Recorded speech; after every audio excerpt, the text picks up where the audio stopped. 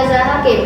Saya dari kelas 65. Saya akan menampilkan cerita dalam Boncel.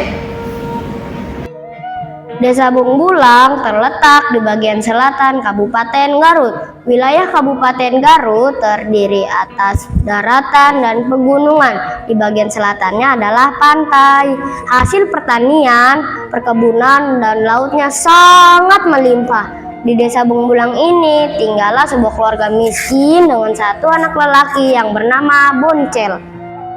Pada awalnya, Boncel menjadi pencari rumput. Suatu hari, pada saat mencari rumput, Boncel beristirahat di bawah pohon kapuk. Pikirannya melayang jauh memikirkan nasib hidupnya yang tidak pernah berubah. Sesaat kemudian, Boncel berpikir dan memutuskan untuk pergi berpetualang mencari kerja keluar desanya. Jika aku bekerja keluar desa, bagaimana ya nasib ayah ibuku saat aku tinggal? Dia berpamitan kepada ayah ibunya untuk mencari pekerjaan keluar desanya. Betapa kaget ayah ibunya ketika mendengar maksud anaknya pergi mencari pekerjaan keluar kota. Kalau kamu pergi, siapa yang akan merawat kami nanti? Ibu, bapak, Boncel sudah bulat tekad ingin mengubah nasib dengan pergi ke desa lain ya.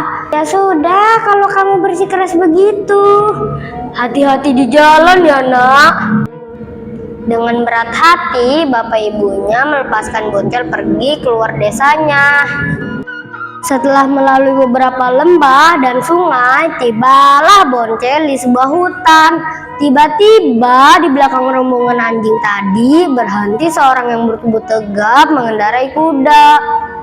Adalah sosok yang tidak lain adalah Ki Paninggaran. Ki Paninggaran adalah seorang pemburu ulung. Dia mempunyai beberapa ekor kuda dan anjing untuk menemaninya berburu. Memangnya di desa kamu tidak ada pekerjaan, nak? Tanya juragan. Saya hanya membantu bapak saya sebagai buruh tani, Gan. Aku biasa menggarit rumput, Gan. Kalau begitu, kamu bisa membantu saya mengambilkan rumput untuk kuda-kudaku? Tanya juragan. Hari demi hari, Boncel melakukan pekerjaan sebagai tukang pencari rumput buat Ki Paninggaran. Suatu hari, Boncel pun menemui Ki Paninggaran untuk pamit berhenti bekerja. Maaf juragan, saya tidak bisa berlama-lama di sini. Saya ingin melanjutkan perjalanan saya. Baiklah kalau begitu, nak. Akhirnya Boncel pun meninggalkan desa Cidaun.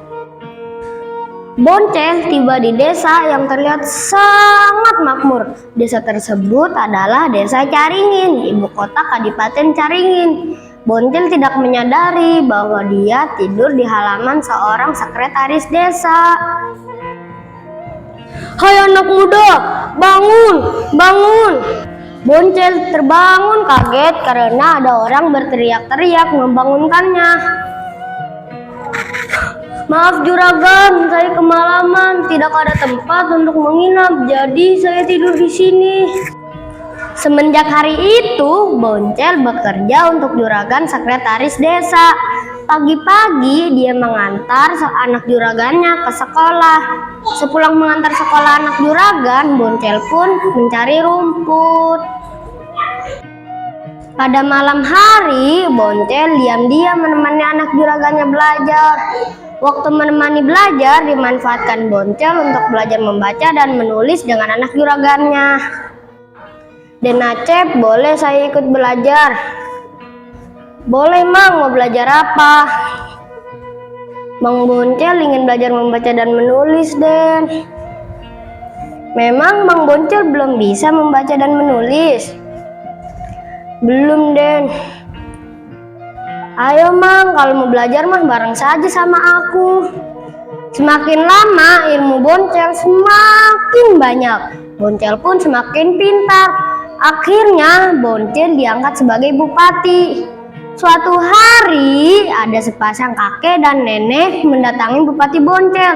Tidak disangka-sangka kakek nenek itu mengaku sebagai ibu dan bapak Bupati Boncel. Saat itu juga Bupati Boncel mengusir kakek dan nenek tersebut dari hadapannya. Boncel anakku. Kalian siapa? Kami orang tuamu, nak. Tidak, kalian bukan orang tuaku. Pergi dari sini. Boncel, kenapa kamu seperti itu, nak? 6 bulan dari peristiwa itu, Bupati Boncel terkena penyakit gatal. Semua obat yang ada tidak bisa disembuhkan penyakitnya. Hari demi hari, Boncel terus menangis di atas pusara orang tuanya dan memohon ampun. Akan tetapi penyesalan Boncel tidak berarti apa-apa karena orang tuanya sudah meninggal. Boncel tidak mau pulang lagi ke Kadipaten Caringin. Dia tinggal di desa Bungbulang sampai meninggal karena sakit gatal yang tidak dapat disembuhkan. Dalam hatinya, Boncel mengaku bahwa penyebab sakitnya itu akibat durhaka kepada orang tuanya. Begitulah kisah seorang anak miskin yang lupa jati dirinya. Pesan yang dapat kita ambil dari kisah dalam Boncel adalah dari mana dia berasal dan siapa orang tuanya. Harta dan jabatan telah memutakan mata hatinya.